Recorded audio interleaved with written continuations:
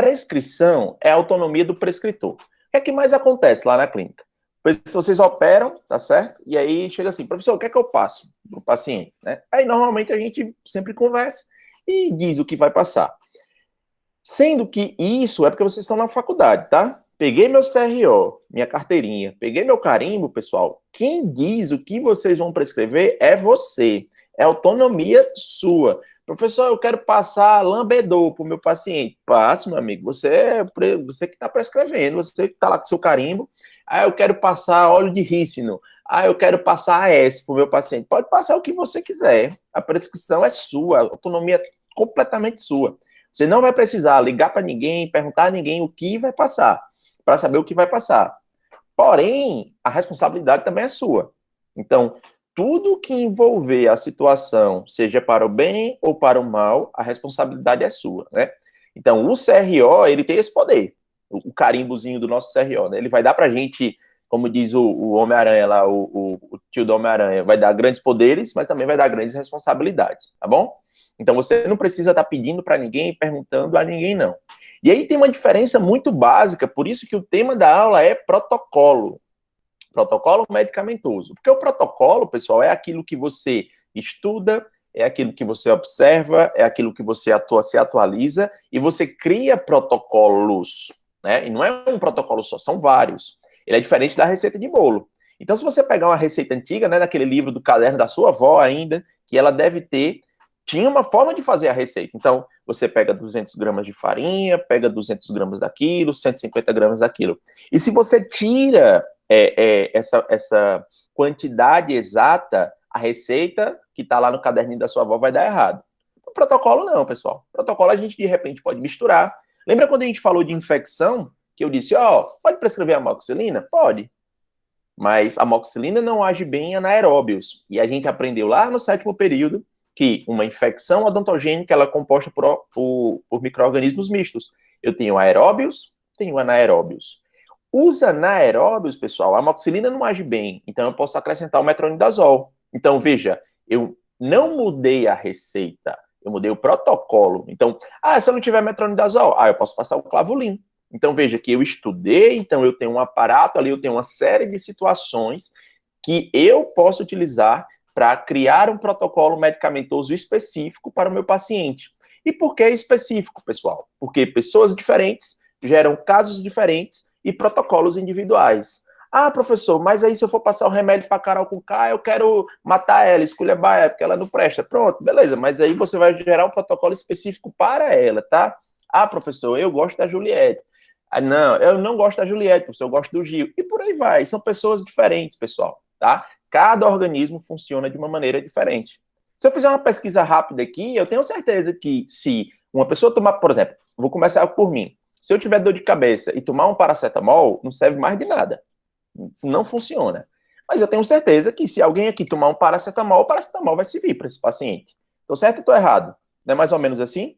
Tá? Então, tem remédios que para determinadas pessoas funcionam bem, tem remédios que para outras pessoas não. Por quê? Porque todos nós somos diferentes. Então, não adianta eu ter aquela minha receita do bolo da amoxicilina 500mg, 21 cápsulas, que não vai funcionar para todo mundo, tá? Vou deixar isso bem claro para vocês, vou repetir muito isso para vocês, tá? Cada paciente é cada paciente. E vocês estão a 2 degraus de se formar. Então, coisas que a gente vai deixando para lá e que você não vai dando determinada importância, como a anamnese. Pessoal, perguntar se o paciente já fez algum procedimento odontológico parece uma besteira, né?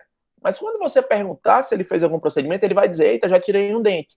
Qual remédio você tomou? Você lembra? Funcionou bem? Porque muitos pacientes, eles ficam com trauma, eles ficam com receio, porque eles já tiveram uma experiência negativa, e imagina se você prescreve a mesma medicação que naquela época não se viu para ele. Então, cada paciente é cada paciente, tá? A gente tem aqui uma individualidade, tá bom? E aí, pessoal, aqui a gente vai trabalhar com múltiplas possibilidades, é como se fosse um jogo de xadrez, tá? Você, quando começa, você tem 1000 opções, e aí realmente você tem 1000 opções de medicamentos, tem que era humorista, que não é mais humorista, né? Hoje que é aquele Murilo Gun, que hoje trabalha com aquela parte de criatividade, ele usa muito a palavra chamada combinatividade. Ou seja, ele combina as coisas, tá? Então, Rafael, uma vez eu fui para um congresso e eu ouvi falar lá do Meloxicam.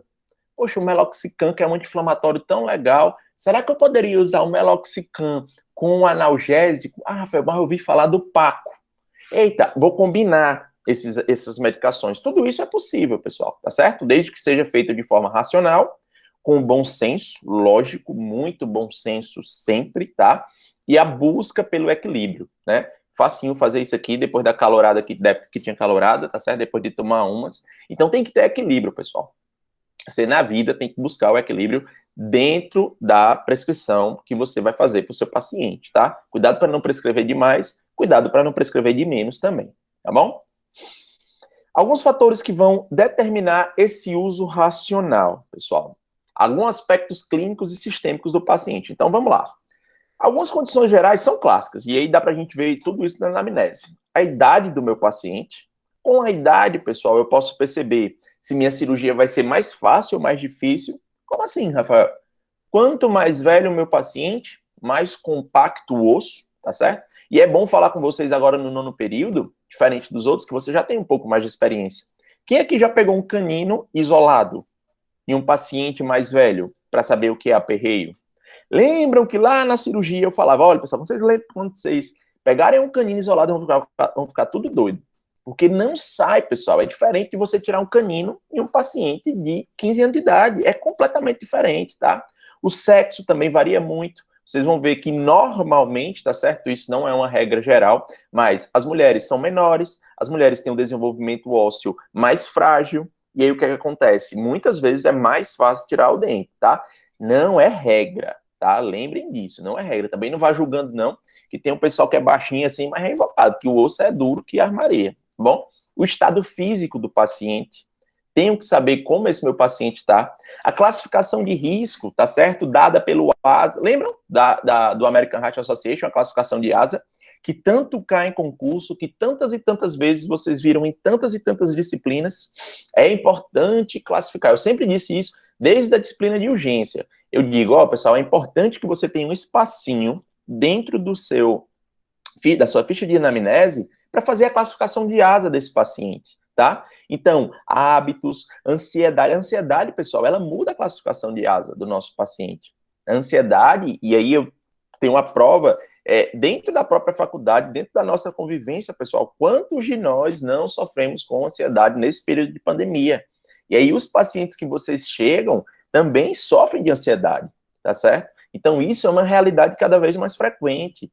Vocês vão trabalhar, pessoal, com hoje quase 80% dos pacientes com vocês com algum grau de ansiedade. E é importante eu saber prescrever isso, eu saber observar e me preparar para isso. Pacientes obesos, imagina um paciente que tem dificuldade de abrir a boca, que tem muito tecido gorduroso e aí você não consegue chegar no elemento dentário, quantidade de anestésico que você vai aplicar. Enfim, muita coisa, tá certo? Engasgando aqui. Um café da manhã ainda. Então, que coisas eu tenho que observar? Algumas coisas muito importantes. O meu porte cirúrgico, e aí eu tenho que saber se a cirurgia que eu vou fazer é pequena, média ou é grande, tá bom? E o tempo cirúrgico, se vai ser baixo, médio ou alto, tá? Pessoal, qualquer coisa vocês podem me perguntar, interromper aí, tá? Quem estiver dormindo pode participar também. Então, vamos lá. Odontopediatria, essa aqui é a cena clássica da odontopediatria, porque eu odeio a odontopediatria com todas as minhas forças, né? Me gritando, o pessoal se agarrando e tal. Então, tirar um dente de leite, tirar um dente descido, é um procedimento complicado? Normalmente não, tá?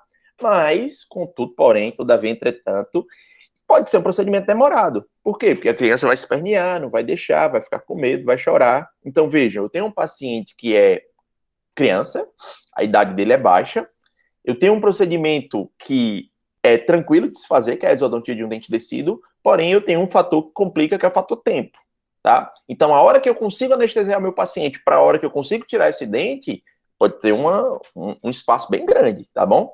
Isso é importante. Então, a criança é diferente do paciente adulto. O paciente adulto, que na verdade para a gente devia ser um que desse menos problema, hoje a gente tem ansiedade aí. Então, o paciente jovem adulto, ele é muito ansioso. O paciente idoso, pessoal, normalmente ele não é ansioso. O paciente idoso, ele já passou por muita coisa. Ele já sabe que o tratamento odontológico dentro da vida não é uma coisa que vai gerar tanta ansiedade como as experiências que ela já teve, que a pessoa já teve. Porém, o paciente idoso é comprometido, normalmente comprometido sistemicamente. Então, veja aí, quando você faz esse aparato, tudo tem vantagem, tudo tem desvantagem, tá certo? Relembrando aqui a classificação de ASA, só isso aqui com certeza vocês lembram, tá? ASA 1 é aquele paciente normal, que é normalmente, graças a Deus, é o paciente que a gente atende.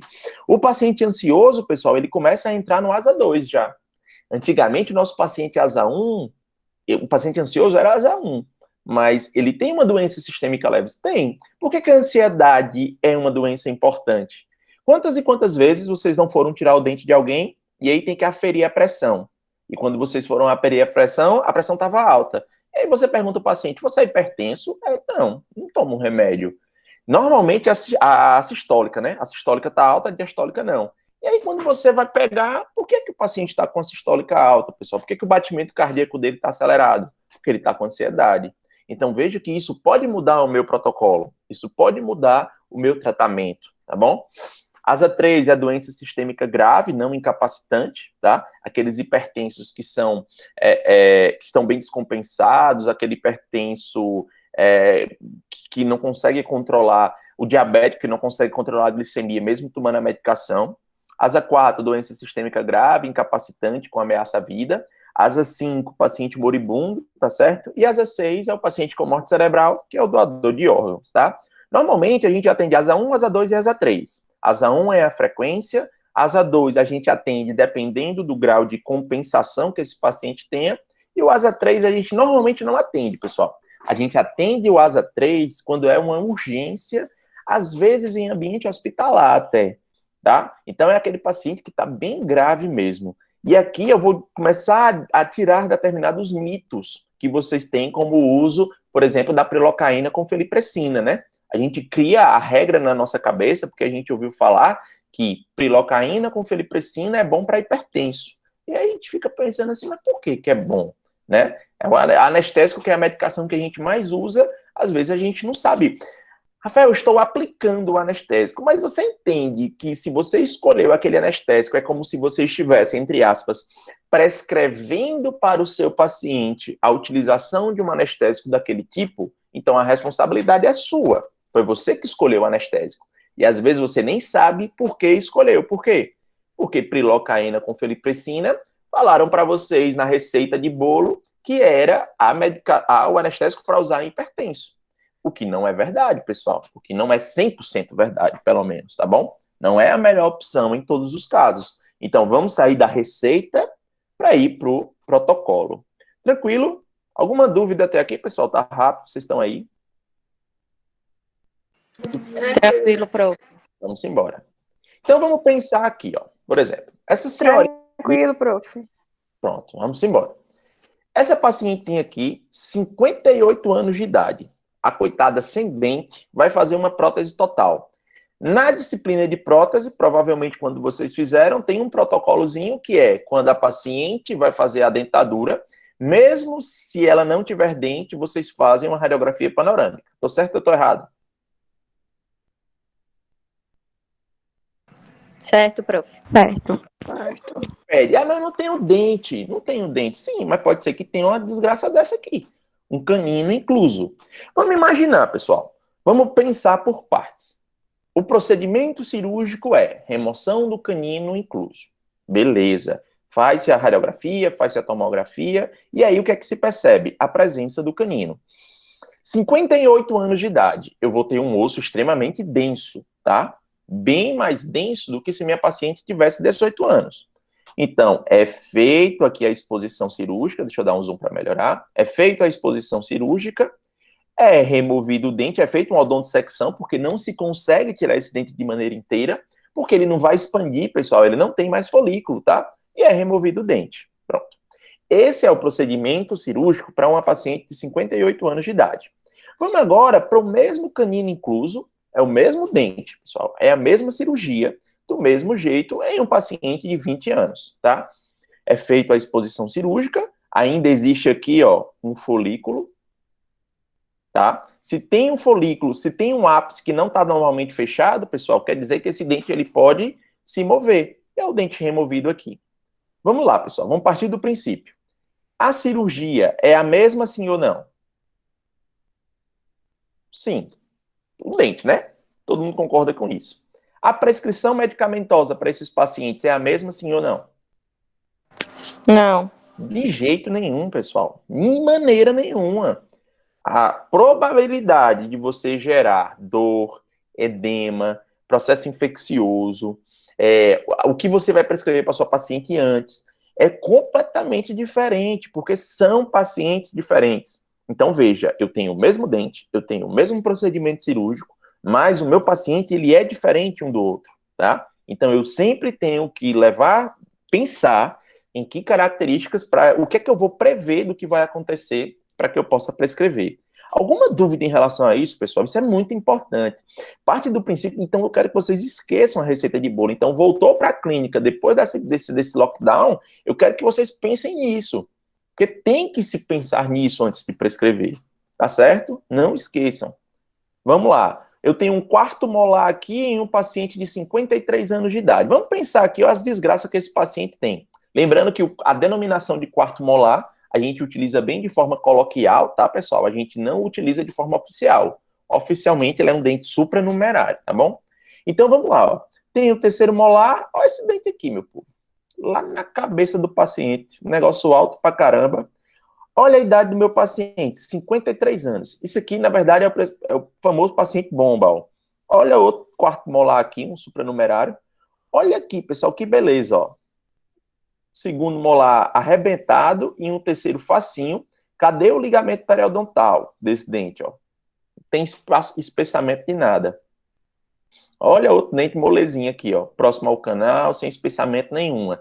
De um paciente, meu povo, de 53 anos. Imagina como não é compacto esse osso, imagina se esse paciente já não tem comprometimento sistêmico e imagina o grau de dificuldade, tá certo? É completamente diferente de eu ter um quarto molar no paciente de 18 anos de idade, ó. Primeiro, segundo, terceiro molar, olha ele aqui. Eu não vou ter que tirar o terceiro? Tirei esse terceiro. Olha aqui, pessoal, o folículo como é expandido. Então é completamente diferente, meu povo. Dentes iguais, não existem protocolos iguais. Ah, professor, é terceiro molar, então é amoxicilina, nimesulida e dipirona. Que é o que a gente usa muito, né? Porque aquilo, pessoal, na verdade, são protocolos que a gente usa baseados na experiência clínica e no que se estuda. E na facilidade de acesso a determinadas medicações. Porque no Brasil a gente tem que colocar um fator importante aí. Prescrever um remédio que o paciente possa o quê? Comprar. Porque não adianta nada eu passar o sinoticlave para o meu paciente, que é excelente, e é R$ 126 uma caixa. Ele não vai comprar. Nem todo paciente tem condições de comprar, tá bom? Outra situação aqui, ó. Imagina, um paciente jovem, então a cirurgia é fácil. Sem histórico de doença, baixa classificação de risco, tudo tranquilo. O paciente aqui dá para fazer qualquer cirurgia nele. Porém, a cirurgia que eu vou fazer é de grande porte. Então, se eu for fazer uma ortognática nesse paciente, a prescrição medicamentosa dele é completamente diferente se eu for tirar um terceiro molar dele. Paciente que tem uma lesão expansiva, ó, um aumento de volume, uma lesão tumoral associada à presença do dente com expansão de cortical, é totalmente diferente de tirar um dente, mesmo apesar dele ser jovem e não ter risco nenhum, tá certo? Então, tudo isso, pessoal, é super tranquilo. Terceiros molares inclusos em pacientes jovens. Lembra que quando a gente falou, lá no 7º período, de terceiro molar, eu falei muito sobre a classificação. Vou até dar uma relembrada para vocês aqui. Mas vamos lá, ó. Cenas clássicas que vocês já chegaram para mim pela clínica ou comentando com alguma forma, algum tipo de cirurgia. Esse dentinho aqui, galera, ó, tá mais ou menos no nível de oclusão, tá certo? Ápice aberto, tem um espessamentozinho ósseo aqui, mas para quem já fez cirurgia comigo lá na Integrada 1, sabe que é um dente que normalmente não vai dar muito trabalho, tá? E aí, qual era o conselho que eu daria? Eu dizia, ó, pessoal, deixa tudo montado. Quem fez a cirurgia comigo já escutou isso, com certeza. Deixa tudo montado, porque a cirurgia é uma caixinha de surpresas. Então, você vai deixar broca, vai deixar tudo preparado, porque se precisar, já está pronto, tá? Você vai anestesiar, vai fazer aqui um envelope, vai tentar tirar esse dente de primeira. Caso você não consiga, Você vai abrir um retalho, fazer ostectomia, não vai precisar de odontodissecção, porque o ápice está aberto, e aí o que é que vai acontecer? O dente vai sair inteiro, tá bom? Então, a prescrição medicamentosa para isso é diferente desse dente aqui. Para quem já fez algum desse tipo, não é só o grau de dificuldade, pessoal. É porque quanto mais difícil, esse, por exemplo, eu tenho que tirar osso, tenho que fazer odontodissecção, mais trauma para o paciente. Além de mais trauma, vai demorar mais. Então, só aí, pessoal, já muda completamente o meu protocolo, tá bom? Para quem não lembra, né, lembra que dentes tem classificações. As duas principais são classificação de Peel-Gregory e classificação de Winter. Para quem não lembra disso, pessoal, reforce isso, principalmente se você for fazer concurso, tá? Isso cai direto em concurso. Lembrando que a impactação, o level A, B e C está relacionado à impactação, tá? Então, o A, a gente tem o dente no nível oclusal. O B, pessoal, a gente tem o dente abaixo do nível oclusal, ó. Então, já tem um dentezinho incluso aqui. E o C, eu tenho ele na junção amelo-sementária, aqui abaixo da estrutura dentária. Esses são aqueles que normalmente a gente pede tomografia, ó, porque tem grande associação com o canal mandibular, tá? Classe 1, 2 e 3 está relacionada ao ramo. A necessidade de fazer ostectomia na distal. Mais uma coisa que quem já fez cirurgia lá na integrada já escutou muito de mim. Cuidado que às vezes você tem que fazer uma ostectomia na distal. Por quê, pessoal? Porque quando você põe seu extrator aqui, ó, Rafael, onde é que eu boto meu extrator? Aqui, ó, no espaço interproximal. Então, quando eu boto meu extrator aqui, eu vou jogar o dente para trás. Eu vou criar esse vetor aqui para trás. Se eu tiver osso, em casos como esse, ó, como é que eu vou jogar esse dente para trás, meu povo? Ele não vai para trás, porque tem osso aí, tá segurando ele. Então, eu tenho que fazer uma ostectomia na distal, principalmente um caso desse. Então, essas classificações, elas dizem muito sobre o grau de dificuldade do dente que eu vou tirar. Como a classificação de Winter, que trata da angulação desses dentes também. Se um dente é vertical, se um dente é mesoangulado, se um dente é horizontal, se ele é distoangulado, se ele é bucolingual, se ele está transverso, ou se ele está em localizações ectópicas. Então, para cada situação dessa, para cada uma delas, eu tenho prescrições medicamentosas completamente diferentes. Não precisa mudar o remédio, mas você pode mudar a dosagem, a frequência. Por exemplo, nimesulida, vocês passam de quanto em quanto tempo? E quantos miligramas? 12 em 12, 100 miligramas. Pronto, 100 miligramas de 12 em 12. Se o meu paciente vai passar por mais trauma, né, o que é que eu posso fazer? Eu posso aumentar essa dosagem. Então, ao invés de usar nimesulida, eu posso usar, por exemplo, o Arflex, que é a nimesulida, que é 200 miligramas, porque teve mais trauma. Eu posso, inclusive, usar nimesulida ao invés de 12 em 12, de 8 em 8. Aumentar a frequência com que eu prescrevo para que eu possa ter um resultado melhor de acordo com o tipo de procedimento cirúrgico que eu vou fazer. Ô, professor, Oi. mas o Arflex é. Assim, a gente tem que ver a condição. O senhor disse, tem que ver a condição do paciente, tá? O Arflex é lá seus 50 conto. Exatamente. E se não der para passar o Arflex, a gente pode passar. Tem unimesulida normal. De 100. Tem? Tem o nimesulida de 100. Aí, veja, foi perfeita a sua observação. O paciente não pode comprar o Arflex. Quanto é uma nimesulida, né? Baratinha? É. Ele não pode tomar 2 comprimidos de nimesulida? Pode. Agora, assim. Vai virar 200, entendeu? É porque eu já vi tipo, que tem uma diferença entre você passar um comprimido de 200 ou. A principal diferença, Paulo, é por exemplo, é a mesma coisa da dipirona e da novalgina. A principal diferença é a dificuldade do paciente em tomar 2 comprimidos no horário. Fechou. E em pequenas diferenças, entendeu? No processo de metabolização do organismo, pelo organismo, aí você pode ser que perca determinadas porcentagens, sim, com certeza. Mas a maior diferença é a dificuldade do paciente em tomar um comprimido. Para quem toma comprimido tranquilo, sem estresse. Agora imagina, por exemplo, um paciente com trismo, ou um paciente que acabou de passar por um procedimento cirúrgico. Ele tomar um comprimido não é uma tarefa fácil, entendeu? Então tomar 2 é pior ainda. Então é nisso que você deve pensar. Mas foi perfeita a sua observação. Se o paciente não puder comprar, para que você vai passar o Arflex? Beleza? Beleza, valeu. Vamos embora. Alguma dúvida, pessoal, aqui? Tudo certo, né? Então, vamos lá, ó. Se eu tenho aqui terceiros molares inclusos, pessoal, são pacientes jovens. Então, se eu partir daquela premissa que pacientes jovens, eles têm um baixo risco sistêmico, uma recuperação melhor, o que é que vai variar aqui? O grau de dificuldade cirúrgica. Rafael, esse aqui é um dente transversal. Beleza, pessoal, mas ele está numa posição favorável. Eu tenho aqui uma via para que ele seja removido. Eu posso fazer uma odontosecção e esse dente sai. Olha esse dentinho aqui, pessoal. O famoso fratura mandíbula, tá certo? Então, olha aqui o canal mandibular passando. Então, o planejamento de um dente desse é fazer a odontosecção. Beleza, ostectomia, odontosecção. Isso, pessoal, tem que ser feito no ambiente hospitalar.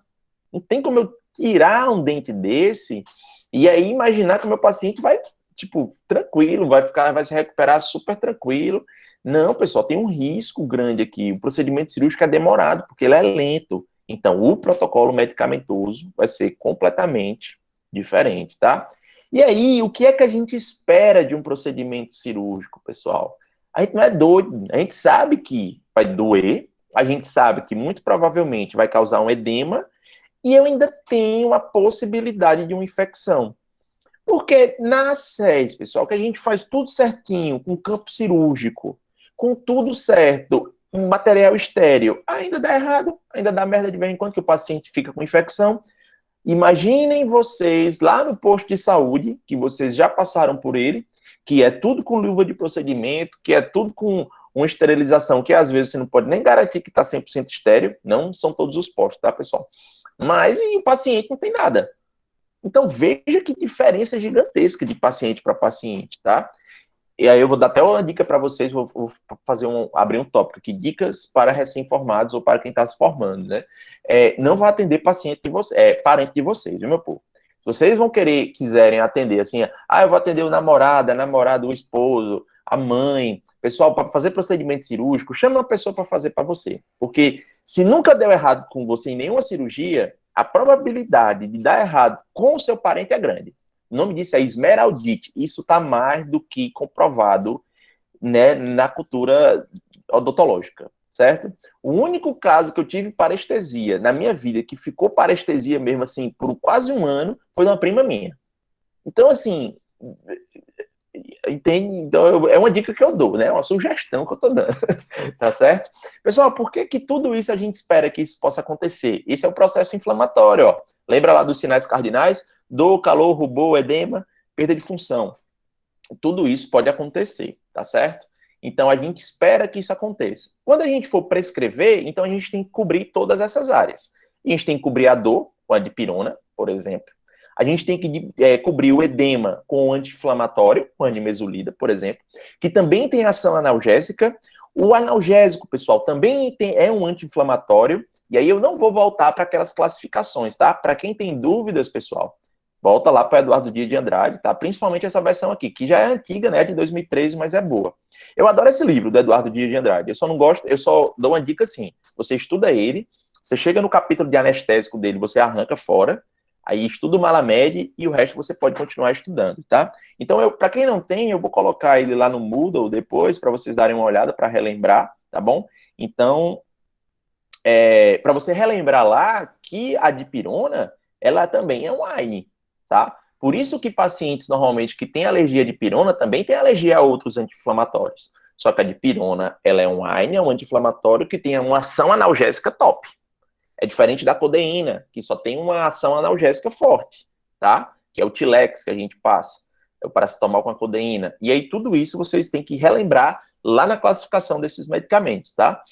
Lembrem, pessoal, CRO tá batendo a porta, tá bom? Tá quase aí. Então, muito cuidado para vocês não escreverem receitas de bolo e não saberem o que vocês estão prescrevendo. E para infecção, a gente promove a utilização dos antibióticos, tá? Para ficar fácil o entendimento, vamos separar em 3 momentos: pré, trans e pós-operatório. Que eu posso passar a medicação pré, trans e pós. São os momentos que a gente tem acesso com o paciente, tá bom? Então vamos lá começar com o protocolo no pré-cirúrgico, que a gente chama isso de terapia pré-emptiva. Ou seja, eu vou aguardar, eu já sei que o que eu vou fazer vai gerar um procedimento, vai gerar uma situação de dor, de edema, de possível infecção, E aí, como eu já sei disso, eu vou me precaver e vou passar uma medicação para o meu paciente. O mais clássico, que a gente mais escuta falar, pessoal, é a profilaxia antibiótica. Lembrando que profilaxia antibiótica, ela é feita para prevenir endocardite infecciosa. Tratando em miúdos o que é endocardite infecciosa, é a bactériazinha que tem aqui no seu dente, cair na corrente sanguínea e até o coração do paciente provocar endocardite, vai dar merda e o paciente morre. Pronto. Está mais do que provado, se vocês forem pegar artigos, vocês vão ler milhões de artigos que falam sobre endocardite infecciosa. Já se teve muito medo, hoje se tem um controle maior sobre determinadas coisas. Essa época da endocardite, pessoal, que dizia que pacientes com problemas no coração, chegava um paciente com sopro, que às vezes o sopro no coração é uma anomalia congênita que o paciente tem, que não gera grandes problemas, e aí o pessoal prescrevia a amoxicilina, 4 cápsulas de amoxicilina, 1 hora antes do procedimento, para fazer profilaxia para esses pacientes. E aí eu vou deixar, quero que fique bem claro aqui uma coisa para vocês, a diferença gigantesca que existe entre profilaxia e cobertura antibiótica, tá? Profilaxia, pessoal, ela é feita para tratar endocardite infecciosa. Vamos fazer que nem na alfabetização. Você vai falar aí na sua cabeça, você vai falar em voz alta. Profilaxia antibiótica em cirurgia, ela é feita para combater endocardite infecciosa. Quem avisa, amigo, é demais isso, meu povo. Preste atenção nisso, tá bom? Cuidado para não cair nas pegadinhas da vida. Ah, Rafael, então que tipo de pacientes precisam de profilaxia antibiótica? Válvulas cardíacas, endocardite bacteriana prévia, doença cardíaca congênita cianótica, disfunção valvar, prolapso da válvula mitral, cardiomiopatia hipertrófica, febre reumática com disfunção valvar, ou seja, pessoal, esse tipo de paciente. O paciente, ele dificilmente ele chega para você com um diagnóstico desse, se ele não vier com papel na mão. Então, se o paciente tiver algum problema cardíaco, o que é que eu sugiro a vocês? Que vocês peçam um parecer cardiológico explicando qual o problema, pedindo ao cardiologista que explique qual o problema o paciente tem, para você decidir se precisa ou não de uma profilaxia antibiótica. Profilaxia antibiótica é para endocardite bacteriana, tá certo? Para que tipo de procedimentos? Se eu for fazer exodontia, se eu for fazer instalação de implantes, se eu for fazer procedimento periodontal invasivo que gere sangramento, como uma raspagem sub, por exemplo, se eu for reimplantar meu dente, se eu for fazer instrumentação endodôntica, ou seja, tudo que eu for colocar que gere ou algum grau de sangramento ou um trauma maior, eu preciso analisar a possibilidade de fazer profilaxia antibiótica, tá? Lembrem disso, para combater endocardite bacteriana. E aí a gente viu isso no 7º período, pessoal, como é que a gente faz, né? Isso acho que não tem dúvidas para ninguém. A amoxicilina é de 500 miligramas, você vai utilizar 2 gramas, tá? Se você for utilizar a suspensão, é 250 miligramas por 5 ml, e a posologia vai ser 50 ml por quilo por dose, tá bom? E aí você vai fazer a continha, tal, de quanto você vai dar, isso sem estresse. Clindamicina, pessoal, você vai utilizar 600 miligramas 1 hora antes do procedimento, a posologia é de 600 miligramas, tá bom? Em criança, se você for usar, por exemplo, a azitromicina de 200 miligramas, 15 miligramas por quilo por dose, enfim, você tem diversas opções. Dificilmente você vai precisar chegar na azitromicina, tá? Ou o paciente vai tomar amox, ou o paciente vai tomar clindamicina. Dificilmente você vai passar disso. E quando for necessário, pessoal. Então, refaçam essas ideias, porque se o paciente não tiver nenhuma dessas condições, não vai ser nem necessário. Entendido quanto a isso, pessoal? Quero que isso fique bem claro para vocês. Entendido? Tranquilo, prof. Beleza. Entendi. Pronto, entendido. Ótimo, pessoal. Então, não esqueçam disso, tá? Aqui é uma constatação mais rara ainda, se o paciente não for capaz de fazer essa medicação por via oral, e aí como vocês não vão aplicar isso no consultório, tá? Deixa lá para quem for aplicar no hospital resolver essa bronca. Então, a diferença monstra que eu quero que vocês entendam é a diferença de profilaxia para cobertura. Cobertura, pessoal, é aquele paciente, por exemplo, que já é imunocomprometido, então um paciente que tem obesidade, um paciente que tem uma diabetes mesmo controlada, mas às vezes descompensa. É um trauma gigantesco que você vai gerar no seu paciente. É uma cirurgia que você está fazendo num canto onde você não garante o processo de esterilização 100%.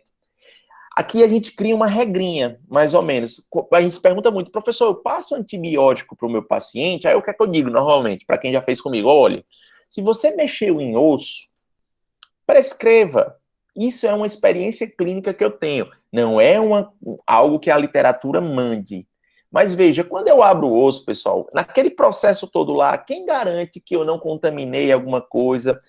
Às vezes vocês estão ali montando um campo cirúrgico, né? Aí você pega com a luva cirúrgica, encosta em alguma coisa que não devia encostar. Aí, como ninguém viu, né? Aí você volta ali para o procedimento cirúrgico, né? Lembrando que o professor não viu, mas Deus está vendo, tá certo?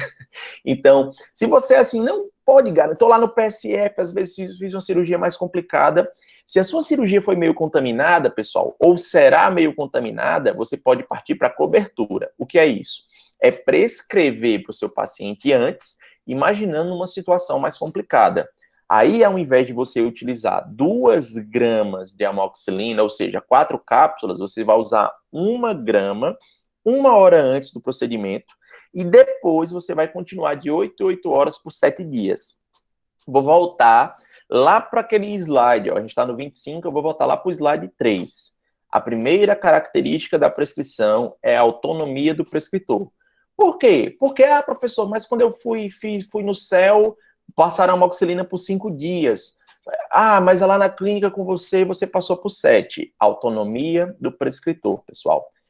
Existe o que tem na bula e existe o que você observa clinicamente como você quer fazer. É por isso que existe o protocolo e a receita de bolo. Então, nenhum está certo, nenhum está errado. São protocolos diferentes, porque cada pessoa que tem lá seu CRO tem a autonomia do prescritor, tá bom? Então, não esqueçam disso de jeito nenhum, certo? Então, tudo isso você pode fazer cobertura antibiótico. E quando a gente fala de antibiótico, pessoal, sempre vem aquela lenda, né? Eu vi esse vídeo, eu achei muita graça. Deixa eu tirar aqui. A lenda, né? Que o paciente, ele é ceboso, né? A mãe não escova o dente do menino, aí diz que o menino tá cheio de cárie por causa do antibiótico, né? Aí eu vi esse videozinho, eu ri demais. Avisar os senhores que não fui eu. Que ficam julgando sem saber. A gente só Tem que saber primeiro pra falar. Mais uma vez. Então, o antibiótico, Avisar os senhores que não fui eu. Que ficam julgando sem saber. A gente só Tem que saber primeiro pra falar. Então, pessoal, quando chegar lá aquela mãezinha todo com o dente do perrai todo destruído, dizendo que foi porque ele tomou muito antibiótico, né? Você diz, não, mentira, é porque a senhora é cebosa, deu açúcar mesmo na mamadeira pro menino, e aí, quando você deu açúcar e não higienizou a boca do menino, o menino ficou com a boca podre, tá certo? Então, o antibiótico, ele não causa esse procedimento de cárie. Tem muita gente que vai justificar assim, eu tomei muito antibiótico. Você já deve ter ouvido falar nessa experiência de vocês, tá certo? Não já? Tenho certeza. Beleza? Vamos lá, modulação do edema e dor. Esse vocês já devem ter ouvido falar bastante desse protocolo, que é muito utilizado, é um protocolo que eu utilizo no meu consultório, que é para remoção de terceiros molares. Professor, por que a gente não faz tanto na faculdade? A gente devia até fazer mais, pessoal. Mas como normalmente a gente não tem tanto contato com o nosso paciente, às vezes o paciente já vai a primeira vez e de repente ele já faz ali a ficha e tudo. O que acontece? Quando eu vou tirar um terceiro molar, eu imagino que vai ter dor, que vai ter edema, que vai ter essas coisas, tá? Então, eu posso prescrever um anti-inflamatório, que nesse caso não vai ser um anti-inflamatório não esteroidal, não vai ser um AINE, tá certo? Vai ser um anti-inflamatório esteroidal, que é um corticoide, que eu tenho 2 opções, a dexametasona e a betametasona. Qual você prefere, professor? 1000 vezes a dexa. E aí existe um procedimentozinho muito bacana para você fazer, que é utilizar a dexa, 4 miligramas, tá? Você vai tomar 2 comprimidos 1 hora antes do procedimento. Por quê? Porque vai começar a ter efeito pré-operatório, durante o transoperatório e principalmente no pós. Porque o corticoide, pessoal, é um anti-inflamatório de ação lenta. Ou seja, eu preciso tomar ele bom tempo antes para que ele vá tendo o efeito dele. Isso é muito importante. Outra coisa, não adianta eu passar 2 tipos de anti-inflamatório para o mesmo paciente. Ah, professor, então eu posso passar a Dexa para ele fazer pré-operatório? Pode. Aí no pós-operatório eu vou passar nimesulida e dexametasona. Para quê, cara pálida? Se os 2 são anti-inflamatórios. Então não tem necessidade. Eu escolho um dos 2. Se agora, no pós-operatório, eu quero uma ação mais rápida, eu vou trocar a Dexa pela nimesulida, pelo ibuprofeno, pelo que você quiser, pelo diclofenaco, desde que você escolha lá o que você vai agir, tá? Se você quiser fazer uso da betametasona, a betametasona são 2 miligramas, e você vai fazer também 2 comprimidos 1 hora antes do procedimento. Alguma dúvida, pessoal? Não, de boa. Todo mundo já conhecia, né, esse protocolo. Façam esse protocolo, pessoal. Se der, se vocês lembrarem tudo, façam esse protocolo no dia a dia de vocês. Uma das maiores queixas do paciente do terceiro molar é o edema. E aí o edema, ele diminui bastante quando você faz. Tem muitos artigos que provam isso, quando você faz esse corticoide antes, tá bom? Controle de ansiedade, esse é um tema que eu já estava falando para vocês que nossos pacientes têm muito, tá? Tem essa tabelinha aqui que ela é extremamente importante. São os principais que são utilizados, tá? O que é que eu sugiro para vocês? Escolha um, chame de seu e trabalhe com um sempre, tá? Quando é que você vai mudar? Quando o paciente fizer uso de outros, por exemplo, você vai passar diazepam para um paciente que já toma diazepam todo dia. Não vai servir muita coisa, tá certo? Eu gosto muito de utilizar o meu, que eu mais tenho no consultório, é o midazolam, tá? É o que eu mais utilizo, tá? Quando não tem, a gente utiliza outros. Aí vai ter o alprazolam. O alprazolam é muito bom, mesmo sendo meio miligrama, ele é muito bom, tá certo? Só que em criança, por exemplo, você tem que ter um cuidado, porque ele pode ter uma ação maior, tá? Mas como eu não faço atendo criança, graças a Deus, então pode acontecer, tá certo? De você não é recomendado usar. Na verdade, pessoal, sedação com comprimido em paciente infantil tem que ter determinados cuidados, tá bom? Então, diazepam e midazolam são os principais que eu vejo, mas o midazolam é o que eu mais uso. Professor, e se o meu paciente for assim, levemente ansioso, o que é que você pode fazer? De repente, você pode até partir o comprimido ao meio, pessoal, e dar 1 hora antes do procedimento. Vocês vão utilizar demais isso aqui para controle de ansiedade. Demais, demais. Então, tem um paciente muito, muito ansioso, já penso aqui nessa proposta. Lembrando, pessoal, que você vai diminuir a capacidade do paciente, o sistema nervoso central do paciente. Você vai causar ali uma baixa nesse sistema nervoso central, e aí o paciente vai ficar mais tranquilo. Lembrando que se você exagerar na dose, o paciente pode decair demais, e aí você, de repente, tem uma emergência médica, tá? Então, saibam usar isso com responsabilidade, deem o comprimido vocês mesmos para o paciente, porque já imaginou que você prescreve um midazolam, o cara tá fudido da vida dele. Tá com ansiedade, levou uma gaia, tá puto, o cara tá indignado. 15 dias que ele não dorme, aí ele vai tirar o terceiro molar com você lá na faculdade. Aí você prescreve para ele uma caixinha de midazolam, 15 dias que ele não dorme, tomou o comprimido, dormiu, fez a cirurgia e ele tá lá zen. O que ele vai pensar no outro dia? Eita, não tô com meus problemas aqui, vou pegar e vou tomar o comprimido. Não, pessoal, certo? Não, cuidado. Eu tenho aqui que ter extremo cuidado nessa prescrição. Vou dar o comprimido para o paciente. No transoperatório, isso foi pré. Outro medicamento que normalmente pode ser utilizado no pré-operatório também, que normalmente a gente faz no trans e no pós, é o Periogard. A gente até faz no pré, na faculdade, né? Porque a gente manda bochechar antes do procedimento cirúrgico. Mas tem vários trabalhos que dizem que se o paciente bochechar 2, 3 dias antes o Periogard, já diminui muito a quantidade de micro-organismos que vão causar problema para mim, tá certo? No meu procedimento cirúrgico, tá? Então vamos pensar agora no que eu posso fazer no transcirúrgico, durante o procedimento cirúrgico. Primeiro deles que a gente pode utilizar para tratar essa dor do paciente, ou imaginando nisso, né, ali no meio do procedimento, é a anestesia. Por isso que eu queria acrescentar aqui, nesse tópico, porque aí eu consigo falar um pouco de anestésico e consigo falar um pouco das outras medicações. Se você, pessoal, precisar de uma anestesia curta, você vai pensar em anestésico sem vaso, tá bom? Apesar que eu não recomendo muito utilizar anestésico sem vaso. Vamos falar de cirurgia. Para cirurgia, nunca vocês vão utilizar anestésico sem vaso para fazer cirurgia oral menor. Nunca. Professor, mas eu tenho MEP sem vaso. Não, não vai usar. Porque se você não tiver vaso, todo anestésico, ele é vasodilatador. Ou seja, todo anestésico, ele chama sangue para perto de si. Ele dilata, com exceção da cocaína. Cocaína é o único anestésico que não causa dilatação. Ele causa vasoconstricção severa. Por isso, que não sei se vocês lembram, o pessoal que usa... Vocês já viram o pessoal usando cocaína ou em filme, sei lá, na vida de vocês, que eles esfregam na gengiva? O cara, quando esfrega na gengiva, causa uma necrose tão grande que causa uma perca óssea. Pacientes que cheiram cocaína, pessoal, eles podem causar uma perfuração do palato. Ou perfuração nasal e perfuração do palato, consequentemente, também. Por quê, professor? Porque ele ficou cheirando e o trauma gerado pelo pó? Não. Porque quando ele cheira, ele causa também, o produto químico causa uma vasoconstricção severa, ele é tão vasoconstrictor que ele causa necrose e cria um buraco na boca da pessoa. É por isso que não se usa cocaína mais como anestésico, né, pessoal? Fora que vicia, tá bom?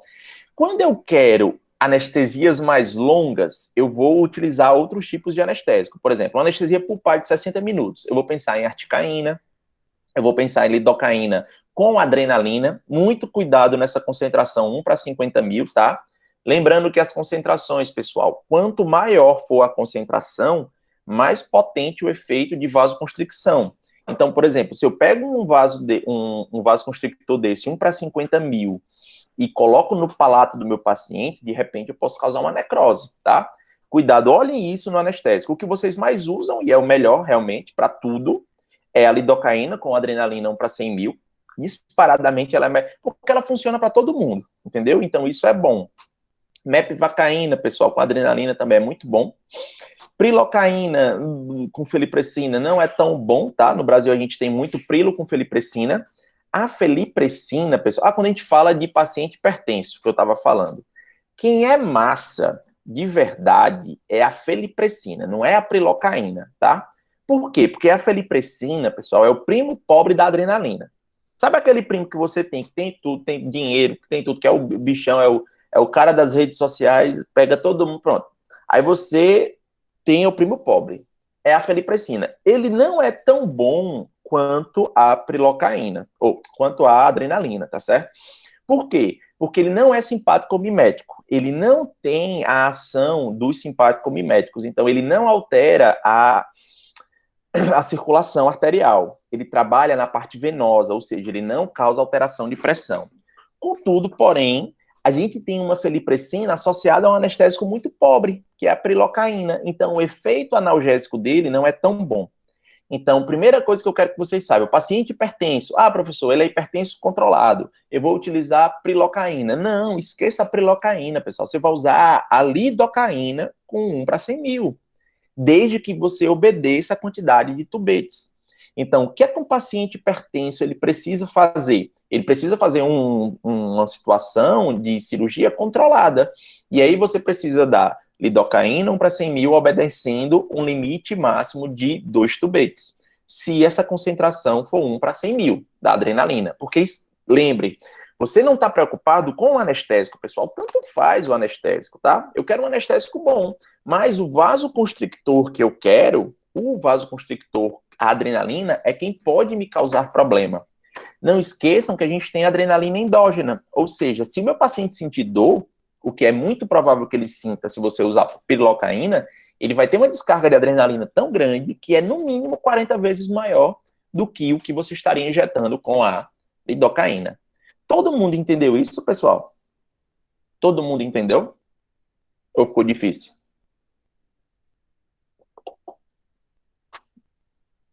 Tranquilo, prof. Todo mundo entendeu isso, né, pessoal? Pacientes hipertensos, mesmo que um pouco descompensado. Na verdade, o descompensado você não atende, né? Ele não manda embora. Caso você precise atender para a cirurgia, você vai dar preferência na lidocaína, certo? Até 2 tubetes. Então, não quero ver ninguém pegando prilocaína para atender, porque o paciente é... Rafael, mas aí tem um professor que... Beleza. Aí, meu amigo, cada profissional tem sua autonomia.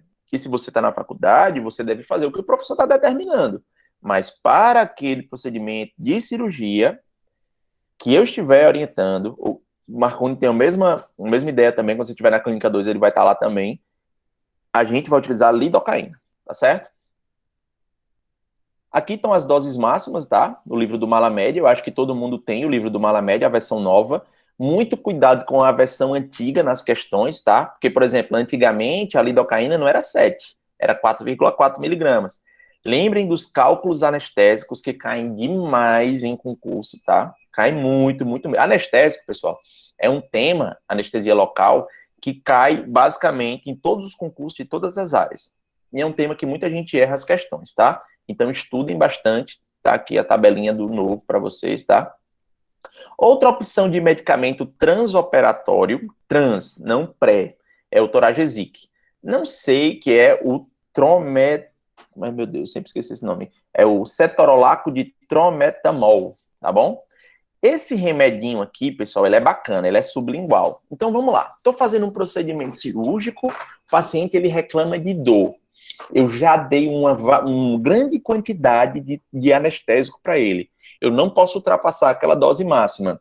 Pego um comprimidinho desse e coloco debaixo da língua do paciente, pessoal. Eu tenho um analgésico aqui muito forte, sublingual, o paciente não precisa engolir, que vai ter uma ação quase imediata, tá bom? Não sei se alguém já usou aqui Toragesic, mas ela é muito bom.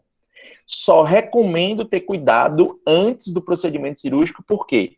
Porque o Toragesic, ele é antiagregante plaquetário, ele funciona como se fosse AS, por exemplo. Então, o que é que acontece? Se ele é um antiagregante plaquetário, se você dá ele no período pré-operatório, você pode ter ali um sangramento intenso e aquele sangramento atrapalhar o meu procedimento cirúrgico, tá? Mas o Toragesic pode tranquilamente ser utilizado também no transoperatório. Essa é uma dica de ouro, viu, pessoal? De ouro. É um pulo do gato muito bom para dar um conforto para o paciente. Sempre tenha no consultório o Toragesic, tá? Tranquilo, pessoal? Pré e transoperatório? Todo mundo está entendendo bem, né? Tá todo mundo... Apliquem isso que vocês estão escutando aqui para a vivência clínica de vocês. Eu sei que tem muitos que já fizeram muitas cirurgias e também sei que tem vários que não fizeram, que fizeram pouquíssimas ou nenhuma até, tá? Então, vão aplicando isso. Não adianta você assistir uma aula hoje, estando no 9º e 10º período, e não aplicar essa aula dentro do ambiente de clínica que você está. Beleza? Pós-cirúrgico, meu povo. O pós-cirúrgico, ele é o clássico, né? Então, a gente nem pensa, às vezes, que tem essa medicação pré-operatória. Transoperatória, muito menos, a gente só lembra do anestésico, mas o pós-cirúrgico, a gente sabe. Uma coisa que a gente fala, pessoal, é conhecer o caso para sair na frente. Por quê? A gente sempre fala disso. Por quê? Porque se você fez a anamnese antes, se você conhece seu paciente, então, Rafael, na anamnese eu já vi ali que meu paciente é muito ansioso, então eu já vou me precaver para determinadas coisas. Eu já vi ali que aquele procedimento cirúrgico vai ser muito difícil, já vou me precaver para determinadas coisas. Então, na nossa prescrição, pessoal, não pode ter escrito de maneira nenhuma tomar um comprimido se necessário, tomar um comprimido se sentir dor, em caso de dor, se doer. Meu povo, se doeu, é porque já tá doendo, o paciente tá puto porque tá doendo. Não é para doer. Não façam prescrições dizendo se dor, tá? A prescrição que deve ser feita, ela já deve ser feita pensando no procedimento. Então, são 2, 3 dias de medicação, porque é o período onde vai acontecer um processo inflamatório. Então, eu espero que isso aconteça, tá? Então, vamos lá para o padrão. O dia a dia de cirurgia, que é aqueles dente pod, que é aqueles dentes pequenos, é quando eu tenho uma expectativa de dor leve e edema localizado, ou seja, nada de tão extraordinário. O que vocês vão fazer, que eu vou dar uma dica boa para vocês, é prescrever só analgésico, ou o que eu faço sempre, associar analgésico com anti-inflamatório. Os principais usados, pessoal, são paracetamol, que você vai dar de 500 ou de 750, eu prefiro muito o de 750, tá? Via oral de 6 em 6 horas, e a dipirona, pessoal, de 500, via oral de 6 em 6 horas. Alguém tem uma dúvida em relação a isso? Não, né? Não, prof. Já prescreve demais isso. E anti-inflamatório, os dois mais usados são nimesulida, de 100 mg, nimesulida e ibuprofeno, né? Os dois são os mais utilizados. Lembrando que a nimesulida, ela é seletivo COX-2, ou seja, ela tem uma ação melhor que o ibuprofeno em determinadas situações. O ibuprofeno de 600, ele é bacana, tá bom? Ele é bom, sim, realmente. Porém, como ele não é seletivo COX-2, ele às vezes causa mais problema gástrico no nosso paciente. Para 3 dias de prescrição, não vai causar grandes problemas. Mas eu prefiro passar nimesulida, sempre, tá bom?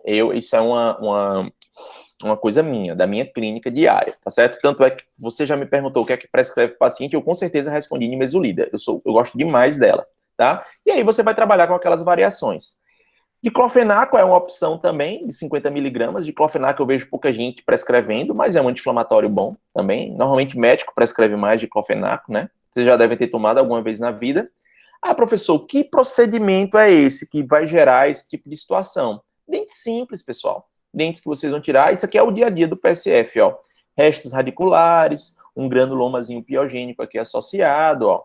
Vários dentes. Isso aqui é o dia a dia do PSF. Vocês vão fazer isso muito, muito mesmo, tá?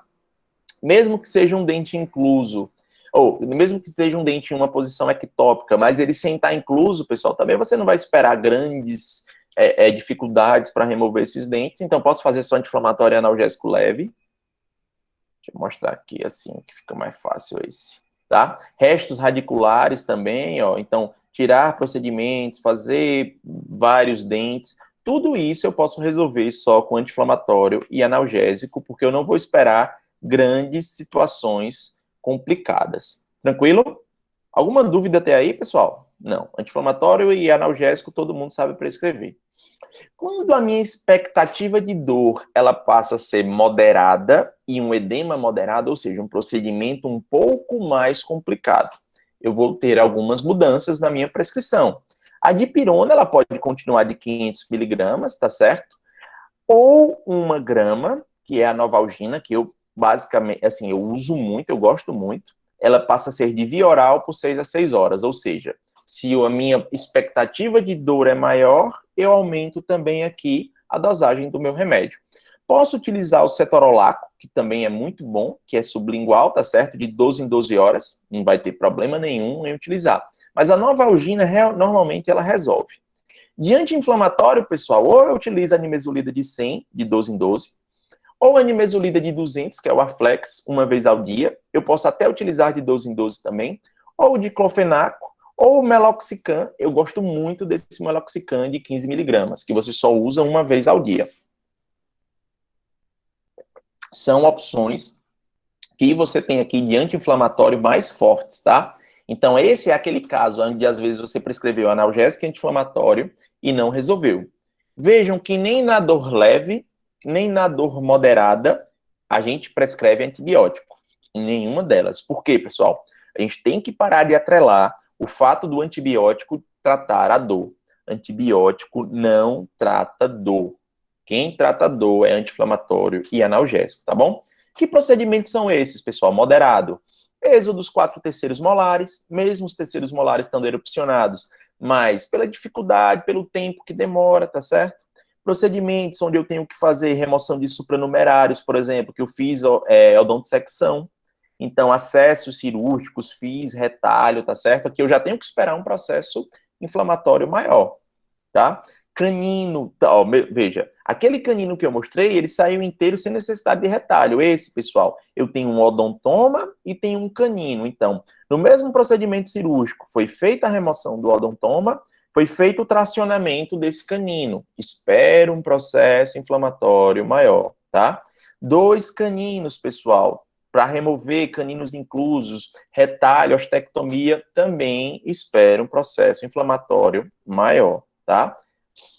Agora vamos para a situação mais grave, quando eu tenho uma dor intensa e um edema exagerado. O que é que vai mudar aqui na minha prescrição, pessoal? Eu vou acrescentar medicações mais fortes. Eu posso associar o Tilex, né, que é o paracetamol de 500 com fosfato de codeína de 30, que ele é por via oral de 8 em 8 horas, porque aqui eu tenho um anestésico, um AINE, junto com um analgésico de ação central, que é a codeína. Eu posso utilizar o tramadol, que é o tramal. Quem já sofreu fratura, quebrou perna, quebrou braço, sabe que já deve ter utilizado alguma vez esse tramal. Então, esse aqui é um remédio muito forte, pessoal. Muito, muito, muito forte. Então, assim, você só deixa para realmente situações de dor intensa, tá? Nimesulida de 200, que é o Arflex, né? Você tem também o etirocoxib, que é de 90 miligramas, Arcoxia. Paulo estava dizendo que o Arflex ele é caro, é porque tu não comprou Arcoxia, para tu ver. A Arcoxia é muito cara, pessoal, é quase R$ 200, tá? Então, assim, para quem já tomou alguma vez, sabe que isso é muito forte. Ou seja, a gente seguiu uma escadinha aqui, a gente passou de protocolos para dor tranquila, né, dor que a gente já espera, a uma dor intensa. Que pacientes podem ter essa dor intensa, pessoal? Pacientes com terceiro molar desse jeito, ó, extremamente incluso, tá certo? Proximidade com o nervo, dificuldade cirúrgica muito grande, pacientes com patologias ósseas gigantescas, tá bom? Que você tem dificuldade de controle da dor, pacientes com terceiros molares de acesso difícil, ó, o dente com anomalia, e aí você tem uma situação cirúrgica muito difícil. Ô, prof, Oi. o tramal passa mais ou menos em quantos dias? A perspectiva de dor, normalmente, são 3 dias. Certo? Então, aí você vai pensar sempre nisso. Aí, cuidado com aquele se houver dor, que eu disse para você não colocar. O que é que você quer que eu recomendo? Avisa o paciente para estar em comunicação com você. Normalmente, 3, 4 dias vai resolver. Não vai passar disso, não, tá? Ó, peguei aqui, joguei um dente para dentro do seio, causei um processo inflamatório, um processo infeccioso, então teve que fazer acesso de Caldwell-Luke, tirou a raiz do dente, tá? Foi feito no mesmo procedimento também o retalho para cobrir essa comunicação que foi criada, ou seja, pessoal, a expectativa é que isso aqui doa bastante. Então, aí eu vou fazer uma prescrição mais forte para o meu paciente, tá bom?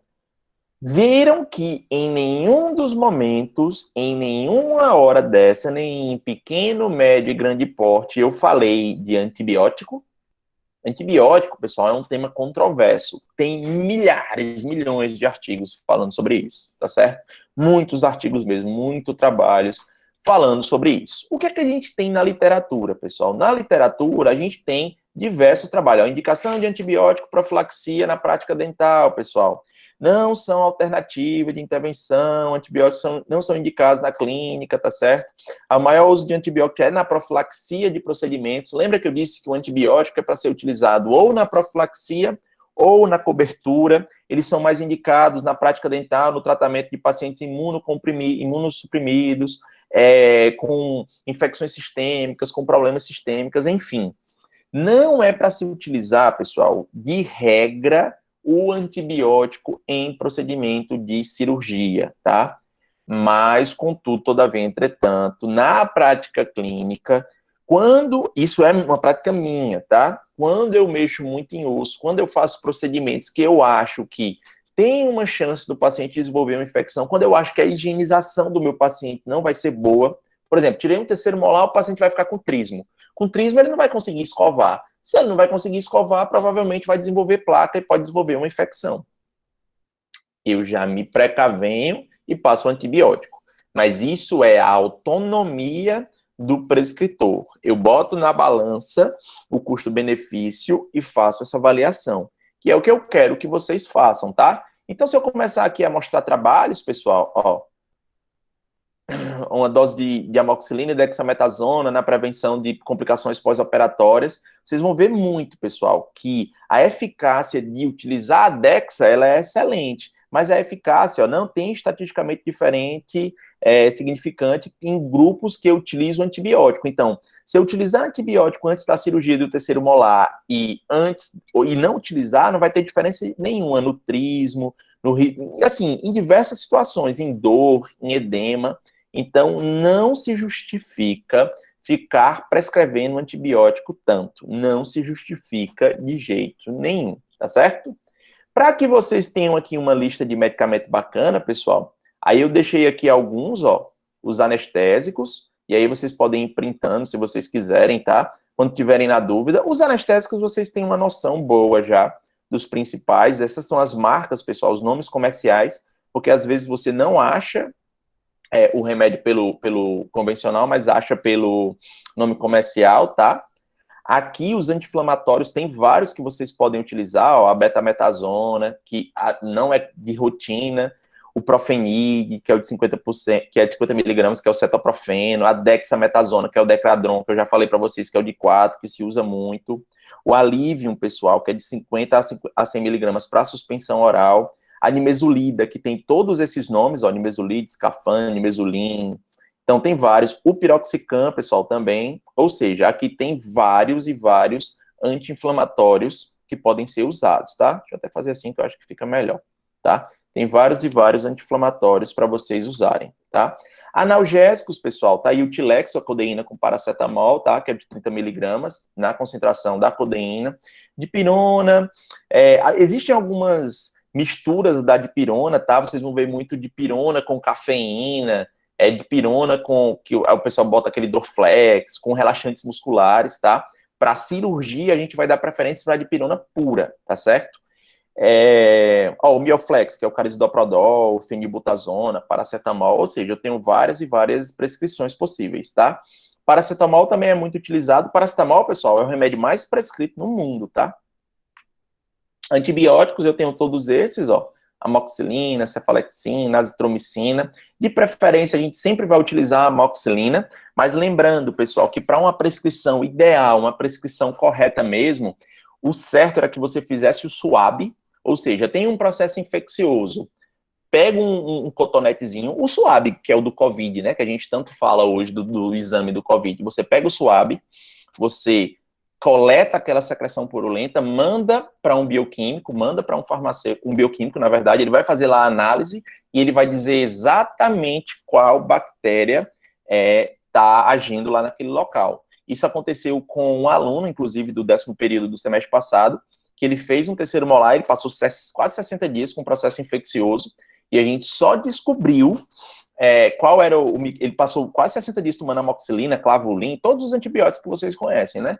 E aí a gente só descobriu quando a gente fez o SWAB, que achou pseudomonas aeraginosas, que só matava com a medicação com meropenem, que era intravenoso, era o único antibiótico que matava do jeito que a gente queria os micro-organismos, e aí teve que se internar, um negócio danado para fazer a utilização desse medicamento, tá certo? Então, assim, muito cuidado com os antibióticos, pessoal. O uso indiscriminado, ele começou a gerar uma resistência bacteriana muito grande, e isso não é bom, tá? Não é bom de jeito nenhum. E se tiver dúvidas, pessoal, existe a boa e velha internet, tá? Existem vários aplicativos, ó, esse aqui eu pesquisei ainda para ver o que é que tinha de prescrição medicamentosa, muitos e muitos aplicativos, muitos deles offline também, porque vocês vão trabalhar em interior que não tem internet, às vezes, né, porque a Medicina Net é bem antigo, bem famoso. Antigamente a gente usava muito, pessoal, o DEF, né, que era um dicionário dos remédios, só que hoje é muito pouco utilizado, mas antigamente tinha um livro, né? Hoje é mais utilizado o site mesmo, ou então o próprio aplicativo. Então, pessoal, quando vocês estiverem em dúvida, é melhor vocês pesquisarem, tá? Do que vocês passarem medicação errada, em doses erradas para os seus pacientes, tá? Não é vergonha nenhuma pesquisar. Eu até brinco assim, que eu digo, qualquer coisa você fica lá no computador, escrevendo como se já estivesse prescrevendo alguma coisa para ele, mas na verdade você está ali pesquisando. Não é vergonha nenhuma, tá, pessoal? Melhor do que prescrever errado. E só para encerrar, pessoal, como eu prescrevo, né? Todo mundo sabe prescrever. Então, a gente já falou várias vezes a forma correta que você prescreve. Existem tipos de receituários diferentes, tá? Tem um receituário amarelo que a gente não usa, que é para prescrição de entorpecentes. O dentista não faz isso. Tem o receituário azul e o receituário branco, tá? O receituário azul, pessoal, é principalmente para ansiolíticos. E aí tem umas subdivisões, ó. A1, A2, A3, B1, B2, C1. Vou mostrar os que a gente usa. A gente usa o receituário branco comum, que não precisa ser 2 vias em determinados medicamentos. Na faculdade, pessoal, tem uma prática que é muito boa, que é prescrever em 2 ou 3 vias para se guardar uma via, tá? Hoje em dia, com a quantidade de papel que se junta, pode ser que seja um pouco inviável dentro de um ambiente de consultório, mas isso tem uma vantagem gigantesca. Você fica ali com uma prova do que foi que você passou para o paciente. Porque vai que ele toma outro remédio e diz que foi você que passou. Então, você tem ali como provar que foi você, tá? Normalmente, pessoal, antibióticos, você passa nesse remédio de 2 vias. Você pode passar antibiótico também num receituário tradicional, tá? Em 2 vias. Mas o ideal mesmo é que seja esse de controle especial. Ah, professor, onde é que eu acho isso? Lá na faculdade tem, eu vejo pouquíssimas pessoas usando, tá? Quando vocês estiverem no consultório, o próprio site do CFO tem esses receituários, então você baixa, e aí você acrescenta só a sua logo, por exemplo, você já pode deixar o seu nome aqui escrito, com seu CRO, com sua unidade federativa, seu telefone de contato, tá bom? Esse é o papel certinho para passar qualquer remédio que precise de 2 vias. Por exemplo, Tilex tem que ser passado em 2 vias, os antibióticos tem que ser passado em 2 vias. E esse aqui de controle especial, pessoal, é um mais burocrático, tá? Você tem que ir na Secretaria de Saúde da sua cidade, dar entrada, levar o número lá do alvará do seu consultório. Por quê? Porque em qualquer lugar do Brasil onde esse cara for comprar esse remédio, por exemplo, os benzodiazepínicos, tem como você saber de onde foi prescrito e por quem foi prescrito, tá? Depois que, aí tem que ter uma gráfica, não é toda gráfica que imprime, você tem que ter uma gráfica especializada, ou seja, é uma bronquinha aqui para você prescrever, é uma parte burocrática chata, tá? Mas se você quiser passar aqueles ansiolíticos, você vai precisar ter esse tipo de receita. Tranquilo, galera? Alguma dúvida?